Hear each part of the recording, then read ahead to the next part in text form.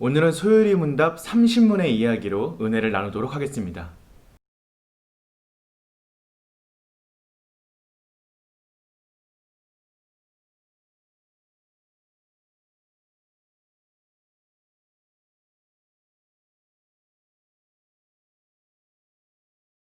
우리는 이사를 할 때 새로운 집을 찾습니다.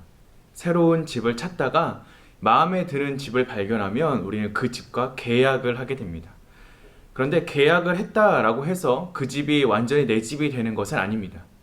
우리가 실제로 짐을 옮기고 그 집 안으로 들어가서 생활을 할 때 비로소 그 집이 내 집이 되었다라고 이야기를 합니다. 우리가 예수님의 자녀가 되고 영원한 삶을 살고 또 하나님의 은혜를 누리는 것은 성령님이 하나님의 구원 사역을 우리들의 삶에 적용시킬 때 일어나는 일들입니다. 예수 그리스도의 구원 사역을 우리가 누리기 위해서는 이것들을 사전적으로 아는 것에 그쳐서는 안 됩니다.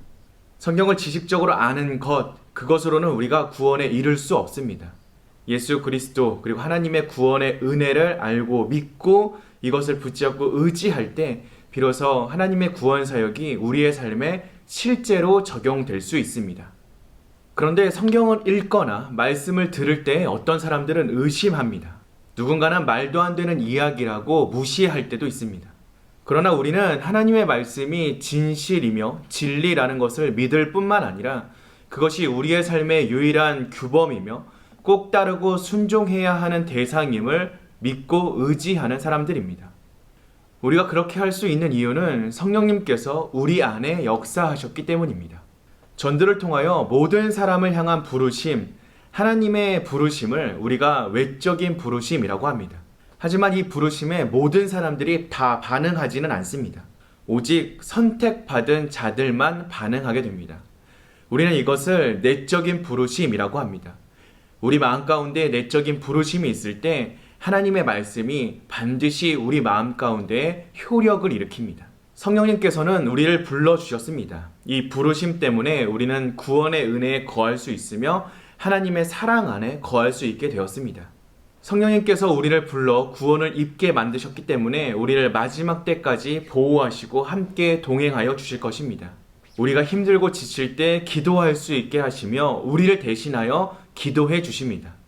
성령님께서는 우리를 마지막 날까지 함께하여 주실 것입니다. 우리는 결단코 혼자가 아닙니다. 마지막 날, 마지막 순간 우리가 예수 그리스도 앞에 설 때까지 성령님께서는 우리의 발걸음을 인도하여 주실 것이며 우리와 동행하여 주실 것이며 우리의 삶 가운데 하나님의 구원의 은혜를 적용시켜 주실 것입니다. 구원 밖에 있었던 우리를 구원 안으로 불러 구원의 은혜를 누릴 수 있도록 함께하여 주시는 성령님의 은혜에 감사할 수 있는 저와 여러분 되시기를 주님의 이름으로 기도합니다.